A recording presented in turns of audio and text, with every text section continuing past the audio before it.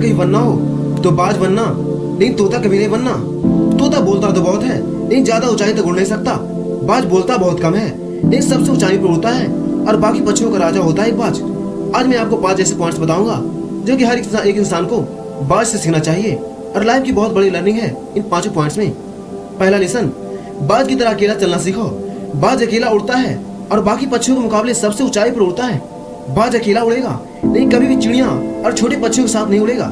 बाज हमेशा या तो बाज के साथ उड़ता है या फिर अकेला उड़ता है। इससे हमें ये सीख मिलती है कि छोटी सोच वालों से हमेशा दूर रहे और अकेले रहो, क्योंकि यही वो समय है जब खुद को जानने का असली मौका मिलता है।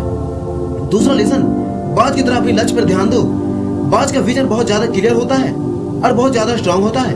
बाज अपने शिकार को 5 किलोमीटर दूर से ही देख लेता है और जब एक बार उसे अपना लक्ष्य दिख जाता है तो फिर उसके बाद रास्ते में चाहे कितनी मुश्किलें क्यों ना आए, वो अपने लक्ष्य को हासिल करके ही दम लेता है। इससे भी एक बहुत बड़ी सीख मिलती है कि अपना विजन क्लियर रखो और उसे हासिल करने में फिर चाहे कितनी मुश्किलें क्यों ना आए, पीछे मत हटो उसी बाज की तरह। तीसरा लेसन, बाज कभी भी मरी हुई चीजों को नहीं खाता। बाज कभी भी मरे हुए जानवरों को नहीं खाता, वो हमेशा जिंदा शिकार करता है। और इससे हमें ये सीख मिलती है कि जो हमारा पास्ट है वो मर चुका है, तो अपने उस मरे हुए थॉट्स पर ध्यान मत दो। अपने आने वाली ताजी फ्रेश जिंदगी में ध्यान लगाओ। अपने पास्ट की पुरानी यादें जो तुम्हें तंग करती है उन्हें वहीं रहने दो जहाँ उसकी जगह है, और वर्तमान में जगह मत दो उसे, क्योंकि अगर एक बार तुम्हारा पास्ट तुम्हारे प्रेजेंट में आ गया तो तुम्हारा पास्ट तुम्हें कभी तुम्हारे प्रेजेंट में नहीं रहने देगा। पास्ट में तुम्हारे साथ कितना भी बुरा क्यों ना हुआ हो, वो सब यादें सब थॉट्स मर चुके हैं, और उस बाज की तरह बनो जो कभी भी मरी हुई चीजों को नहीं खाता।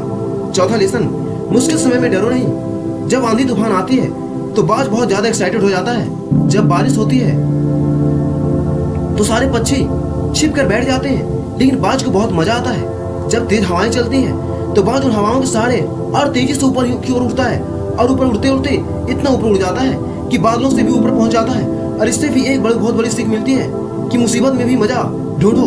और नेपोलियन हिल ने भी एक बार कहा था कि हर बड़ी चुनौती अपने साथ में एक बहुत बड़ा अवसर लेकर आती है।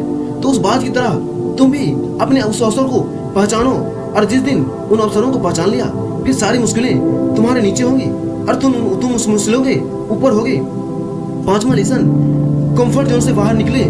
बाज अपने घोंसलों से सॉफ्ट घास को हमेशा निकाल देता है, ताकि बाज का जो बच्चा होता है वो उसमें कंफर्टेबल ना हो सकते, क्योंकि अगर वो घोंसले में कंफर्टेबल हो गया तो वह वहीं रहना पसंद करेगा।